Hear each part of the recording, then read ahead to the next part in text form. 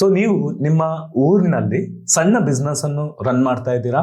Mobile shop, salon, ಬಟ್ಟೆ ಅಂಗಡಿ, hotel ಈ ರೀತಿಯಾದ ಉದ್ಯಮವನ್ನು ನಡೆಸ್ತಾ ಇದ್ದೀರಾ. ಕಸ್ಟಮರ್ಸ್ ಬರ್ತಾ ಇದ್ದಾರೆ, ಬಟ್ ಬಿಸ್ನೆಸ್ ಸ್ಟ್ರಕ್ ಆಗಿದೆ. ನಿಮ್ಗೆ ನಿಮ್ಮ ಒಂದು ಬಿಸ್ನೆಸ್ ನ ಸೇಲ್ಸ್ ಅನ್ನು 30% ಇನ್ಕ್ರೀಸ್ ಮಾಡ್ಬೇಕಾ? ದೊಡ್ಡ ದೊಡ್ಡ ಬಿಸ್ನೆಸ್ಗೆ ಕಾಂಪಿಟೇಷನ್ ಕೊಡ್ಬೇಕಂತಿದ್ಯಾ? ಹಾಗಾದ್ರೆ ಈ ಒಂದು ವಿಡಿಯೋದಲ್ಲಿ ಯಾವುದೇ ಒಂದು ಸಣ್ಣ ಬಿಸ್ನೆಸ್ ಸೋಷಿಯಲ್ ಮೀಡಿಯಾ ಮಾರ್ಕೆಟಿಂಗ್ ಮುಖಾಂತರ ಯಾವ ರೀತಿ ಅವರ ಬಿಸ್ನೆಸ್ ಅನ್ನು ಸ್ಕೇಲ್ ಅಪ್ ಮಾಡುವಂಥದ್ದು, ಸೇಲ್ಸ್ ಅನ್ನು ಇನ್ಕ್ರೀಸ್ ಮಾಡುವಂಥದ್ದು ಹೇಳಿಕೊಡ್ತೇನೆ. ಸಪೋಸ್ ನೀವು ಸಣ್ಣ ಬಿಸ್ನೆಸ್ ಓನರ್ ಆಗಿದ್ದೀರಾ, ಸೆಲ್ಫ್ ಎಂಪ್ಲಾಯ್ ಆಗಿದ್ದೀರಾ, ಆಂಟ್ರಪ್ರಿನರ್ ಆಗಿದ್ರೆ 5 ಇಂಪಾರ್ಟೆಂಟ್ ಪಾಯಿಂಟ್ಸ್ಗಳು ಯಾಕೆ ನಿಮ್ಮ ಬಿಸ್ನೆಸ್ ಅನ್ನು ಆನ್ಲೈನ್ಗೆ ತರಬೇಕು ಅನ್ನುವಂಥದ್ದನ್ನ ಹೇಳಿಕೊಡ್ತೇನೆ.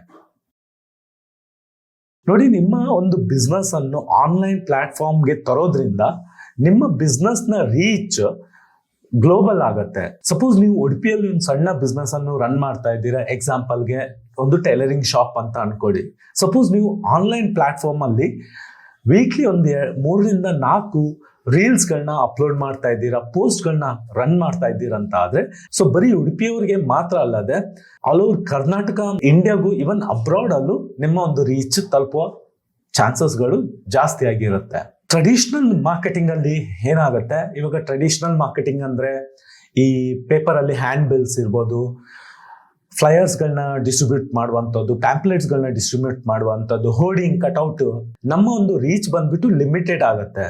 ಸೊ ನೀವು ಒಂದು ಊರಲ್ಲಿ ಇದನ್ನೆಲ್ಲ ಮಾಡೋದ್ರಿಂದ ನಿಮ್ಮ ಊರಿನ ಜನರಿಗೆ ಗೊತ್ತಾಗುತ್ತೆ.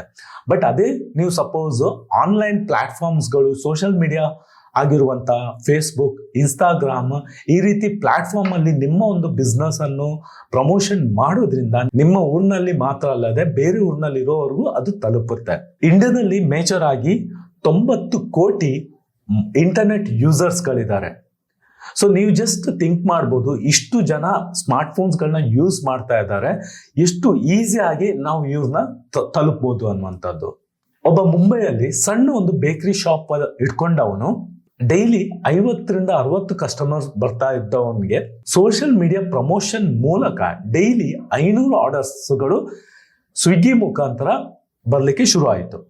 ನೆಕ್ಸ್ಟ್ ಸೆಕೆಂಡ್ ಮೇನ್ ರೀಸನ್, ತುಂಬಾ ಕಮ್ಮಿ ಬಂಡವಾಳಕ್ಕೆ ನಾವು ಪ್ರಮೋಷನ್ ಆಕ್ಟಿವಿಟೀಸ್ ಅನ್ನು ಮಾಡಬಹುದು.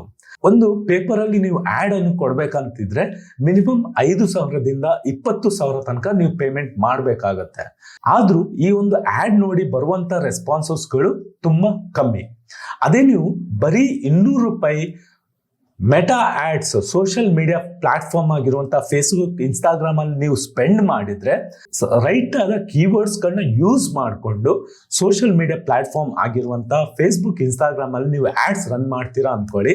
ಎಕ್ಸಾಂಪಲ್ಗೆ ಸಪೋಸ್ ನಿಮ್ದೊಂದು ಬಟ್ಟೆ ಅಂಗಡಿ ಇದೆ, ನೀವು ಮೆಟಾ ಆಡ್ಸ್ ಅಲ್ಲಿ ಫೇಸ್ಬುಕ್, ಇನ್ಸ್ಟಾಗ್ರಾಮ್ ಅಲ್ಲಿ ಆಡ್ ರನ್ ಮಾಡುವಾಗ ಸಪೋಸ್ ನಿಮ್ಮ ಒಂದು ಟಾರ್ಗೆಟ್ ಆಡಿಯನ್ಸ್ ಬಂದ್ಬಿಟ್ಟು ವುಮೆನ್ಸ್ ಆಗಿದ್ರೆ, women's aged between 20 to 35 years who are willing to wear ethnic wear, ಈ ಕೀವರ್ಡ್ಸ್ ನ ಯೂಸ್ ಮಾಡ್ಕೊಂಡು ನೀವು ಫಿಲ್ಟರ್ ಮಾಡಿ ಆಡ್ಸ್ ನ ರನ್ ಮಾಡಿದ್ರೆ ನಿಮ್ಮ ಒಂದು ಲೊಕ್ಯಾಲಿಟಿಯಲ್ಲಿ ನೀವೇನ್ ಮಾಡ್ಬೋದು, ರೇಂಜ್ ಅನ್ನು ಸೆಟ್ ಮಾಡ್ಬೋದು. ಎಷ್ಟು ಕಿಲೋಮೀಟರ್ ರೇಂಜ್ ಅಲ್ಲಿ ಆಡ್ ಡಿಸ್ಪ್ಲೇ ಆಗಬೇಕು, ಅಲ್ಲಿ ಇರುವಂತಹ 20 to 35 years ಏಜ್ ವುಮನ್ ಗಳಿಗೆ ಮಾತ್ರ ಅವರ ಒಂದು ಫೋನ್ ಅಲ್ಲಿ ನಿಮ್ಮ ಆಡ್ ಡಿಸ್ಪ್ಲೇ ಆಗುತ್ತೆ. ಸೊ ಇದರಿಂದ ಏನಾಗುತ್ತೆ, ನಮ್ಗೆ ಬರುವಂತಹ ಪಾಸಿಬಲ್ ಲೀಡ್ಸ್ಗಳ ಒಂದು ಪಾಸಿಬಿಲಿಟಿ ಇನ್ಕ್ರೀಸ್ ಆಗುತ್ತೆ, ನಮ್ಮನ್ನು ಕಾಂಟ್ಯಾಕ್ಟ್ ಮಾಡುವವರ ಸಂಖ್ಯೆ ಜಾಸ್ತಿ ಆಗುತ್ತೆ. ಸೊ ಅದೇ ಕನ್ವೆನ್ಷನ್ ಮಾರ್ಕೆಟಿಂಗ್ ಅಲ್ಲಿ ಹಾಗಲ್ಲ. ನೀವು ಒಂದು ಬ್ಯಾನರ್ ಹೋರ್ಡಿಂಗ್ ಹಾಕಿದ್ರೆ ಅದನ್ನ ಯಾರು ನೋಡ್ಬೇಕು ಅವರೇ ನೋಡ್ತಾರೆ ಅಂತ ಹೇಳಿಕ್ಕಾಗಲ್ಲ, ಮತ್ತೆ ಅದರಿಂದ ನಮ್ಗೆ ಯಾವುದೇ ರೀತಿಯ ಒಂದು ಡೇಟಾ ಸಿಗುವುದಿಲ್ಲ. ಎಕ್ಸಾಂಪಲ್ಗೆ ಹೇಳೋದಾದ್ರೆ, ಕರ್ನಾಟಕದಲ್ಲಿ ಒಬ್ಬ ಹ್ಯಾಂಡಿಕ್ರಾಫ್ಟ್ ಬಿಸ್ನೆಸ್ ಅವನು ಗೂಗಲ್ ಅಲ್ಲಿ 5,000 ಸ್ಪೆಂಡ್ ಮಾಡಿ 50,000 ಅಷ್ಟು ಆರ್ಡರ್ಸ್ ನ ತಗೊಂಡಿದ್ದಾನೆ. ಸೊ ಇಲ್ಲಿ ಸೋಷಿಯಲ್ ಮೀಡಿಯಾ ಪೋಸ್ಟ್ ಗಳನ್ನ ಡಿಸೈನ್ ಮಾಡುವುದು ಇವಾಗ ತುಂಬಾ ಈಸಿ ಆಗಿದೆ. ಕ್ಯಾನ್ವಾದಂತ ಫ್ರೀ ವೆಬ್ಸೈಟ್ ಅಲ್ಲಿ ನಾವು ನಮ್ಮ ಒಂದು ಸೋಷಿಯಲ್ ಮೀಡಿಯಾ ಪೋಸ್ಟ್, ಇವನ್ ರೀಲ್ಸ್ ಗಳನ್ನ ಕ್ರಿಯೇಟ್ ಮಾಡಿ ನಾವು ಪ್ರಮೋಷನ್ ಮಾಡಬಹುದಾಗಿದೆ. ಥರ್ಡ್ ತುಂಬಾ ಇಂಪಾರ್ಟೆಂಟ್ ಆದ ರೀಸನ್, ನಾವು ಮಾಡುವಂತ ಪ್ರಮೋಷನ್ ಎಕ್ಸಾಕ್ಟ್ ಡೇಟಾ ಮತ್ತೆ ಅನಲಿಟಿಕ್ಸ್ ನಮ್ಗೆ ಸಿಗುತ್ತೆ. ಇದರಿಂದ ಏನಾಗುತ್ತೆ, ನಮ್ಗೊಂದು ರಿಪೋರ್ಟ್ ಸಿಗೋದ್ರಿಂದ ನಾವು ಆ ರಿಪೋರ್ಟ್ ಅನ್ನು ಅನಲೈಸ್ ಮಾಡಿಕೊಂಡು ನೆಕ್ಸ್ಟ್ ನಾವು ಆಡ್ ರನ್ ಮಾಡುವಾಗ ಯಾವ ರೀತಿ ಕೀವರ್ಡ್ಸ್ಗಳನ್ನ ಯೂಸ್ ಮಾಡಬೇಕು, ಯಾರನ್ನ ಟಾರ್ಗೆಟ್ ಮಾಡಬೇಕು, ಪೋಸ್ಟ್ ಡಿಸೈನ್ಸ್ ಅಲ್ಲಿ ಏನ್ ಚೇಂಜಸ್ ಮಾಡಬೇಕು, ಇದರ ಒಂದು ಅಂಡರ್ಸ್ಟ್ಯಾಂಡಿಂಗ್ ನಮಗೆ ಸಿಗುತ್ತೆ. ಸೊ ನೀವು ಇವಾಗ ಯಾವುದೇ ಒಂದು ಆಡ್ ಫೇಸ್ಬುಕ್, ಇನ್ಸ್ಟಾಗ್ರಾಮ್ ಅಲ್ಲಿ ನೀವು ರನ್ ಮಾಡಿದಾಗ ಅದನ್ನ ಎಷ್ಟು ಜನ ನೋಡಿದ್ರು, ಎಷ್ಟು ಜನ ನೋಡಿ ಅದಕ್ಕೆ ರೆಸ್ಪಾನ್ಸ್ ಮಾಡಿದ್ರು, ಮತ್ತೆ ಯಾವ ಲೊಕೇಶನ್ ಅವರು ಜಾಸ್ತಿ ಜನರಿಗೆ ರೀಚ್ ಆಯಿತು, ಈ ರೀತಿಯಾದ ಡೇಟಾಗಳು ನಮಗೆ ಹೆಲ್ಪ್ ಮಾಡುತ್ತೆ. ಸೊ ಇದರಿಂದ ನಾವು ನೆಕ್ಸ್ಟ್ ರನ್ ಮಾಡುವಂಥ ಆ್ಯಡ್ ಅನ್ನು ಇನ್ನೂ ಎಫೆಕ್ಟಿವ್ ಆಗಿ ನಾವು ರನ್ ಮಾಡಲಿಕ್ಕೆ ಆಗುತ್ತೆ. ಸೊ ಅದೇ ಎಕ್ಸಾಂಪಲ್ಗೆ ಹೇಳೋದಾದ್ರೆ, ಒಬ್ಬ ಬಿಸ್ನೆಸ್ ಪರ್ಸನ್ ಯಾರು ಆ್ಯಡ್ ರನ್ ಮಾಡ್ತಾ ಇದ್ರು, ಈ ಒಂದು ಡೇಟಾದಿಂದ ಅನಾಲಿಟಿಕ್ಸ್ನ ಮುಖಾಂತರ ಅವನಿಗೆ ಗೊತ್ತಾಯಿತು, ಅವನ ಒಂದು ಪೋಸ್ಟ್ಗಳಲ್ಲಿ ಅವನ ಆಕ್ಷನ್ ಬಟನ್ ಕಾಲ್ ನಾವು ಇದನ್ನ ಹಾಕಿರೋದ್ರಿಂದ ಅವನಿಗೆ ಬರ್ತಾ ಇದ್ದಂಥ ಒಂದು ಲೀಡ್ಸ್ಗಳ ಸಂಖ್ಯೆ 70% ಇನ್ಕ್ರೀಸ್ ಆಗಿದೆ ಅಂತ. ಸೊ ಈ ರೀತಿಯಾದ ತುಂಬ ಉದಾಹರಣೆಗಳು ಇದೆ ಎಲ್ಲಿ ನಾವು ರನ್ ಮಾಡುವಂತಹ, ಇನ್ವೆಸ್ಟ್ ಮಾಡುವಂತಹ ಒಂದು ಆ್ಯಡ್ ಬಜೆಟ್ಸ್ ಇರ್ಬೋದು, ಇಲ್ಲ ಸೋಷಿಯಲ್ ಮೀಡಿಯಾದಲ್ಲಿ ನಾವು ಇನ್ವೆಸ್ಟ್ಮೆಂಟ್ ಮಾಡ್ತೇವೆ, ಅದರ ಒಂದು ಕರೆಕ್ಟಾದ ಒಂದು ರಿಪೋರ್ಟ್ಸ್ ನಮಗೆ ಸಿಗುತ್ತೆ. ಇದು ನಮಗೆ ಫ್ಯೂಚರಲ್ಲಿ ನಾವು ಎಫೆಕ್ಟಿವ್ ಆಗಿ ಆ್ಯಡ್ಸ್ಗಳನ್ನ ರನ್ ಮಾಡಲಿಕ್ಕೆ ಹೆಲ್ಪ್ ಮಾಡುತ್ತೆ. ಅದೇ ನಿಮಗೆ ನಾರ್ಮಲ್ ಕನ್ವೆನ್ಷನ್ ಮಾರ್ಕೆಟಿಂಗಲ್ಲಿ ಈ ರೀತಿಯಾದ ಯಾವುದೇ ರೀತಿ ನಿಮಗೆ ರಿಪೋರ್ಟ್ ಸಿಗಲ್ಲ.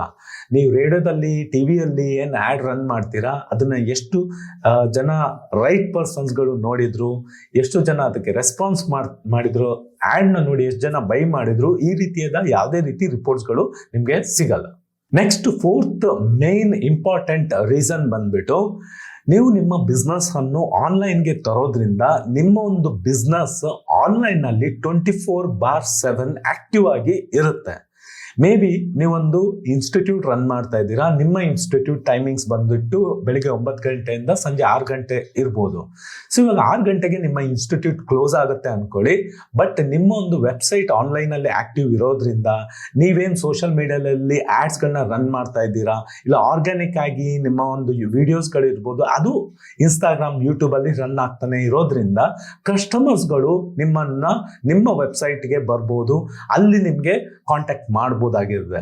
ಸೊ ಆದ್ರಿಂದ ನೀವು ಒಂದು ಬಿಸ್ನೆಸ್ನ ವೆಬ್ಸೈಟನ್ನು ಕ್ರಿಯೇಟ್ ಮಾಡಿಕೊಂಡು ನೀವು ಸೋಷಿಯಲ್ ಮೀಡಿಯಾದಲ್ಲಿ ಆಕ್ಟಿವ್ ಆಗಿ ಇದ್ದರೆ ನಿಮ್ಮ ಒಂದು ಬಿಸ್ನೆಸ್ 24/7 ರನ್ ಆಗ್ತಾ ಇರುತ್ತೆ. ಇಲ್ಲಿ ನಾವು ಕೆಲವೊಂದು ಸೆಟಪ್ಗಳನ್ನ ಮಾಡಬೇಕಾಗತ್ತೆ. ಇಲ್ಲಿ ನಾವು ಏನು ಮಾಡ್ಬೋದು, ವಾಟ್ಸಪ್ ಆಟೋಮೇಷನ್ ಅನ್ನು ಮಾಡ್ಬೋದು. ಕೆಲವು AI ಟೂಲ್ಸ್ಗಳನ್ನ ಬಳಸ್ಕೊಂಡು, ಝೇಪಿಯರ್ ಇರ್ಬೋದು, ಬೇರೆ ಬೇರೆ ಆಟೋಮೇಷನ್ ಟೂಲ್ಸ್ಗಳನ್ನ ಬಳಸ್ಕೊಂಡು ನಾವು ನಮ್ಮ ಬಿಸ್ನೆಸ್ ಕ್ಲೋಸ್ ಆದ ನಂತರನೂ ಯಾರಾದರೂ ನಮ್ಮ ವೆಬ್ಸೈಟ್ಗೆ ಬಂದು ನಮ್ಮನ್ನು ಕಾಂಟ್ಯಾಕ್ಟ್ ಆದರೆ ಆಟೋಮೆಟಿಕ್ ಆಗಿ ಅವ್ರಿಗೆ ರೆಸ್ಪಾಂಡ್ ಮಾಡುವಂತಹ ಒಂದು ಆಪ್ಷನ್ಸ ಇಲ್ಲಿ ನಾವು ಸೆಟಪ್ ಮಾಡ್ಕೋಬೋದು. ಹಾಗೆ ನಿಮಗೆ ಇದ್ರ ಬಗ್ಗೆ ಇನ್ಫಾರ್ಮೇಶನ್ ಬೇಕಿದ್ರೆ ನೀವು ನಮ್ಮನ್ನು ಕಾಂಟ್ಯಾಕ್ಟ್ ಆಗ್ಬೋದು. ಸೊ ಇದರಿಂದ ಏನಾಗುತ್ತೆ, ಈ ರೀತಿ ಸೆಟಪ್ ಅನ್ನು ಮಾಡೋದ್ರಿಂದ ಕಸ್ಟಮರ್ಗೆ ನಮ್ಮ ಬಿಸ್ನೆಸ್ ಮೇಲೆ ಒಂದು ಒಳ್ಳೆ ಇಮೇಜ್ ಕ್ರಿಯೇಟ್ ಆಗುತ್ತೆ. ಇದಕ್ಕೆ ಬ್ರ್ಯಾಂಡಿಂಗ್ ಅಂತ ಹೇಳ್ತಾರೆ, ಟ್ರಸ್ಟ್ ಬಿಲ್ಡ್ ಆಗುತ್ತೆ. ನೀವು ಸಪೋಸ್ ಸಣ್ಣ ಒಂದು ಬಿಸ್ನೆಸ್ ರನ್ ಮಾಡ್ತಾ ಇದ್ದೀರಾ, ಇಲ್ಲಿ ತನಕ ನೀವು ನಿಮ್ಮ ಬಿಸ್ನೆಸ್ ಅನ್ನು ಆನ್ಲೈನ್ಗೆ ತಂದಿಲ್ಲ ಅಂತ ಆದರೆ ನಿಮ್ಮ ಕಾಂಪಿಟೇಟರ್ ಡೆಫಿನೆಟ್ ಆಗಿ ಈ ಒಂದು ಅಪರ್ಚುನಿಟಿನ ಗ್ರ್ಯಾಬ್ ಮಾಡ್ತಾನೆ, ಅಲ್ಲಿ ನಿಮ್ಮ ಒಂದು ಬಿಸ್ನೆಸ್ಗೆ ಹೊಡೆತ ಬೀಳುತ್ತೆ. ಸೊ ಕೋವಿಡ್ಗಿಂತ ಮುಂಚೆ ತುಂಬ ಜನ ಈ ಆನ್ಲೈನ್ ಪ್ರಮೋಷನ್, ಡಿಜಿಟಲ್ ಮಾರ್ಕೆಟಿಂಗ್ ಬಗ್ಗೆ ಜಾಸ್ತಿ ತಲೆ ಕೆಡಿಸ್ಕೊಳ್ತಾ ಇರಲಿಲ್ಲ. ಅವಾಗ ಏನಿದ್ರು ಈ ದೊಡ್ಡ ಬ್ರ್ಯಾಂಡ್ ಅವರೇ ಏನು ಆಫ್ಲೈನಲ್ಲಿ ಮಾರ್ಕೆಟ್ ಸೇಲ್ಸ್ಗಳನ್ನ ಮಾಡ್ತಾ ಇದ್ದಿದ್ದು. ರಿಲಯನ್ಸ್ ಸ್ಟೋರ್ಸ್ಗಳಿದೆ, ದೊಡ್ಡ ಬ್ರ್ಯಾಂಡ್ಗಳಿದೆ, ಅವರು ಮಾತ್ರ ಬಿಸ್ನೆಸ್ ಮಾಡ್ತಾ ಇದ್ರು. ಬಟ್ ಕೋವಿಡ್ ನಂತರ ನಿಮ್ಮ ಹತ್ರ ಪ್ರಾಡಕ್ಟ್ ಇದೆ, ನಿಮಗೆ ಯಾವುದೇ ಒಂದು ಸ್ಟೋರ್ ಇಲ್ಲದೆ ನೀವು ನಿಮ್ಮ ಬಿಸ್ನೆಸ್ಸನ್ನು ಆನ್ಲೈನ್ ಪ್ಲ್ಯಾಟ್ಫಾರ್ಮಲ್ಲಿ ಸೇಲ್ ಮಾಡ್ಬೋದಾಗಿದೆ. ಸೊ ಬೇರೆ ಬೇರೆ ಪ್ಲಾಟ್ಫಾರ್ಮ್ಸ್ಗಳು ಲೈಕ್ ಇನ್ಸ್ಟಾಗ್ರಾಮ್, ಯೂಟ್ಯೂಬ್, ಬೇರೆ ಬೇರೆ ಫೇಸ್ಬುಕ್, ಈ ರೀತಿ ಪ್ಲಾಟ್ಫಾರ್ಮಲ್ಲಿ ನಿಮ್ಮ ಒಂದು ಪ್ರಾಡಕ್ಟನ್ನು ಶೋಕೇಸ್ ಮಾಡಿಕೊಂಡು ನೀವು ಸೇಲ್ಸ್ಗಳನ್ನ ಮಾಡ್ಬೋದಾಗಿದೆ. ಸೊ ನೀವು ಸಣ್ಣ ಬಿಸ್ನೆಸ್ ಇರ್ಬೋದು, ಸಣ್ಣ ಒಂದು ಸ್ಟೋರ್ ಇರ್ಬೋದು, ಇಲ್ಲ ದೊಡ್ಡ ಬಿಸ್ನೆಸ್ ಇರ್ಬೋದು, ಇಲ್ಲಿ ಯಾವುದೇ ರೀತಿ ಭೇದ ಭಾವ ಇರಲ್ಲ ಆನ್ಲೈನ್ ಪ್ರಮೋಷನ್ ಮಾಡೋದ್ರಿಂದ. ನಮ್ಮಲ್ಲಿ ಒಳ್ಳೆದಾದ ಒಂದು ಪ್ರಾಡಕ್ಟ್ ಇದೆ ಅಂತ ಆದರೆ ಬರೀ ಫ್ಲಿಪ್ಕಾರ್ಟ್, ಅಮೆಝಾನ್ ಅವರೇ ಪ್ರಾಡಕ್ಟ್ ಸೇಲ್ ಮಾಡಬೇಕಂತಿಲ್ಲ. ನಾವು ನಮ್ಮದೇ ಓನ್ ಆದ ಒಂದು ಕಸ್ಟಮೈಸ್ ವೆಬ್ಸೈಟನ್ನು ಮಾಡಿಕೊಂಡು ನಾವು ನಮ್ಮ ವೆಬ್ಸೈಟಿಂದ ಡೈರೆಕ್ಟ್ ಆಗಿ ಪ್ರಾಡಕ್ಟನ್ನು ಸೇಲ್ ಮಾಡಬಹುದಾಗಿದೆ. ಸೊ ಅಗೇನ್ ನಿಮಗೆ ಯಾವ ರೀತಿ ನಿಮ್ಮ ಒಂದು ಪ್ರಾಡಕ್ಟನ್ನು ಆನ್ಲೈನಲ್ಲಿ ಸೇಲ್ ಮಾಡಬೇಕು, ವೆಬ್ಸೈಟ್ ಲ್ಯಾಂಡಿಂಗ್ ಪೇಜ್ ಹೇಗೆ ಕ್ರಿಯೇಟ್ ಮಾಡಬೇಕು, ಯಾವ ರೀತಿ ಆರ್ಡರ್ಸ್ನ ತರಬೇಕು, ಇದ್ರ ಬಗ್ಗೆ ನಿಮಗೆ ಇನ್ಫಾರ್ಮೇಷನ್ ಬೇಕು ಅಂತಿದ್ರೆ ಪ್ಲೀಸ್ ಕಮೆಂಟಲ್ಲಿ ಮೆನ್ಷನ್ ಮಾಡಿ. ನಾವು ಆದಷ್ಟು ಬೇಗ ಅದರ ರಿಲೇಟೆಡ್ ಡೀಟೇಲ್ ಆದ ಒಂದು ವಿಡಿಯೋಗಳನ್ನ ಮಾಡ್ತೇವೆ. ನಿಮಗೆ ನಿಮ್ಮ ಬಿಸ್ನೆಸ್ ಅನ್ನು ಆನ್ಲೈನ್ಗೆ ತರಬೇಕಂತಿದೆ. ಮೇಜರ್ ಆಗಿ ಏನೆಲ್ಲ ಇಂಪಾರ್ಟೆಂಟ್ ಸ್ಟೆಪ್ಸ್ಗಳನ್ನ ಮಾಡಬೇಕು ಅನ್ನುವಂಥದ್ದು. So first very important step ಬಂದ್ಬಿಟ್ಟು ನೀವು ನಿಮ್ಮ ಒಂದು ಬಿಸ್ನೆಸ್ನ ಗೂಗಲ್ ಅಕೌಂಟ್ ಅನ್ನು ಕ್ರಿಯೇಟ್ ಮಾಡಬೇಕು. ನೆಕ್ಸ್ಟ್ ಬಂದ್ಬಿಟ್ಟು ನಿಮ್ಮ ಒಂದು ಬಿಸ್ನೆಸ್ನ ವೆಬ್ಸೈಟ್ ಬಿಲ್ಡ್ ಆಗಿರಬೇಕು. ರೆಗ್ಯುಲರ್ ಬೇಸಿಸ್ ಅಲ್ಲಿ ವೀಕ್ಲಿ ಮಿನಿಮಮ್ 3 ಆದ್ರೂ ಸೋಷಿಯಲ್ ಮೀಡಿಯಾ ಪ್ಲಾಟ್ಫಾರ್ಮ್ಸ್ಗಳಲ್ಲಿ ನೀವು ಪೋಸ್ಟ್ಗಳನ್ನ ರನ್ ಮಾಡ್ತಾ ಇರಬೇಕು. ಮಿನಿಮಮ್ ಬಜೆಟ್ ಸ್ಪೆಂಡ್ ಮಾಡಿಕೊಂಡು ಮೆಟಾ ಆಡ್ಸ್, ಪೇಡ್ ಆಡ್ಸ್ಗಳನ್ನ ರನ್ ಮಾಡಬೇಕು. ಪೋಸ್ಟ್ ಇಲ್ಲ ರೀಲ್ಸ್ಗಳನ್ನ ನೀವು ಬೇರೆ ಬೇರೆ ಸೋಷಿಯಲ್ ಮೀಡಿಯಾ ಪ್ಲಾಟ್ಫಾರ್ಮ್ ಅಲ್ಲಿ ಅಟ್ಲೀಸ್ಟ್ ಡೈಲಿ ಒಂದು 200-100 ಬಜೆಟ್ ಇಟ್ಟು ಆದರೂ ನೀವು ಆಡ್ಸ್ಗಳನ್ನ ರನ್ ಮಾಡಬೇಕು. ಆದಷ್ಟು ನಿಮ್ಮ ಒಂದು ಬಿಸ್ನೆಸ್ ಅನ್ನು ಆಟೋಮೇಟ್ ಮಾಡಿ ಯಾರು ನಿಮ್ಮ ವೆಬ್ಸೈಟ್ಗೆ ಬರ್ತಾರೆ ಅಲ್ಲಿಂದ ಅವ್ರು ನಿಮ್ಗೆ ಏನಾದರೂ ಎನ್ಕ್ವೈರಿ ಮಾಡಿದಾಗ ನಿಮ್ಮ ಬಿಸ್ನೆಸ್ ಕ್ಲೋಸ್ ಆಗಿದ್ರು ಅವ್ರಿಗೆ ರೆಸ್ಪಾಂಡ್ ಮಾಡುವ ಹಾಗೆ ಆಟೋಮೇಷನ್ಸ್ಗಳನ್ನ ಕ್ರಿಯೇಟ್ ಮಾಡಿ. ಅಗೇನ್ ನಿಮಗೆ ಇದು ಆಟೋಮೇಷನ್ ಯಾವ ರೀತಿ ಮಾಡೋದು ಇನ್ಫಾರ್ಮೇಶನ್ ಬೇಕಂತಿದ್ರೆ ಪ್ಲೀಸ್ ನಮ್ಮನ್ನು ಕಾಂಟ್ಯಾಕ್ಟ್ ಆಗ್ಬೋದು. ನೀವು ಒಂದು ಸಣ್ಣ ಬಿಸ್ನೆಸ್ ರನ್ ಮಾಡ್ತಾ ಇದ್ದೀರಾ ಅಂತ ಆದರೆ ನಿಮ್ಮ ಒಂದು ಬಿಸ್ನೆಸ್ ಆನ್ಲೈನ್ಗೆ ತರುವಂಥದ್ದು ಒಂದು ಆಪ್ಷನ್ ಅಲ್ಲ, ಇದೊಂದು ನೆಸಸರಿ ಆಗಿದೆ. ಇದೊಂದು ಒಳ್ಳೆಯದಾದ ಒಂದು ಅಪರ್ಚುನಿಟಿ ಆಗಿದೆ, ಎಲ್ಲಿ ನಿಮ್ಮ ಬಿಸ್ನೆಸ್ ಅನ್ನು 10 ಟೈಮ್ಸ್ ಇನ್ಕ್ರೀಸ್ ಮಾಡ್ಬೋದಾಗಿದೆ. ಸೊ ಫ್ರೆಂಡ್ಸ್, ನಾವು ಈ ಒಂದು ಚಾನಲ್ ಅಲ್ಲಿ ಇದೇ ರೀತಿ ಬಿಸ್ನೆಸ್ ರಿಲೇಟೆಡ್ ಇನ್ಫಾರ್ಮೇಶನ್ಸ್ಗಳನ್ನ ಹಾಕ್ತಾನೆ ಇರ್ತೇವೆ. ಯಾವ ರೀತಿ ಬಿಸ್ನೆಸ್ ಅನ್ನು ಆನ್ಲೈನ್ ಅಲ್ಲಿ ಬೆಳೆಸೋದು ಇದರ ರಿಲೇಟೆಡ್ ಇನ್ಫಾರ್ಮೇಶನ್ಸ್ಗಳನ್ನ ಹಾಕ್ತಾ ಇರ್ತೇವೆ. ಸೊ ನೀವು ನಮ್ಮ ಚಾನಲ್ನ ಸಬ್ಸ್ಕ್ರೈಬ್ ಮಾಡಿಲ್ಲ ಅಂತಾದರೆ ಪ್ಲೀಸ್ ಸಬ್ಸ್ಕ್ರೈಬ್ ಮಾಡಿ. ಯಾವ ಟಾಪಿಕ್ ಮೇಲೆ ವಿಡಿಯೋ ಮಾಡಬೇಕು ಪ್ಲೀಸ್ ಕಮೆಂಟ್ ಅಲ್ಲಿ ಮೆನ್ಷನ್ ಮಾಡಿ. So okay friends, thank you. See you in the next video. Take care.